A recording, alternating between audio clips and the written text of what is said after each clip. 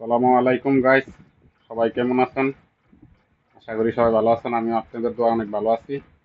আজকে আমার অনেক আনন্দের দিন, কারণ বাড়ির থেকে আমার জন্য অনেক খাবার পাঠাইছে। আর বাংলাদেশের খাবারগুলো আমাদের জন্য যে কত আনন্দের, খুব মজা লাগে। কারণ এই জিনিসগুলো যারা প্রবাসে থাকে, বিদেশে থাকে, তারাই বোঝে। তাই আপনাদের মাঝে তুলে ধরলাম। এই জায়গায় গরুর মাংস পাঠাইছে, গরুর বট পাঠাইছে, ইলিশ মাছ, চিংড়ি মাছ, আর অনেক কিছু। তাই আপনাদের দেখানোর জন্য একটা ভিডিও বানাইতেছি।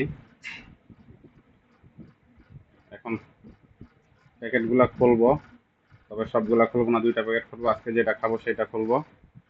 দেখেন কতগুলা, অনেক মাল পাঠাইছে আমার জন্য। আজকে খুবই আনন্দের দিন।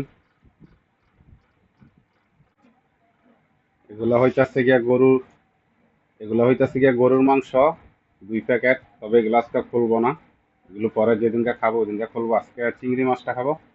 দেখেন কত সুন্দর তরকারি। আসলে দেশের জিনিস প্রবাসের মাটিতে খেতে খুবই স্বাদ লাগে।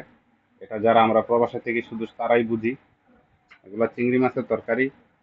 এটা হইতাছে গিয়া শুটকির ভর্তা সম্ভবত। এগুলা হইতাছে গিয়া ইলিশ মাছ। এগুলা দেশ থেকে আমার পরিবার আমার জন্য পাঠাইছে। তাই আজকে আমি খুবই আনন্দিত। তাই আপনাদের মাঝে তুলে ধরলাম কি কি পাঠাইছে। এই জায়গায় আরো আছে, এগুলো হচ্ছে গরুর বট। গরুর বট রান্না করে পাঠাইছে। সবকিছু রান্না করে পাঠাইছে, কারণ কাঁচা কোনো কিছুই আনন্দ যায় না। এই জন্য আপনাদের মাঝে তুলে ধরলাম। এগুলা খেতে খুবই স্বাদ লাগবে।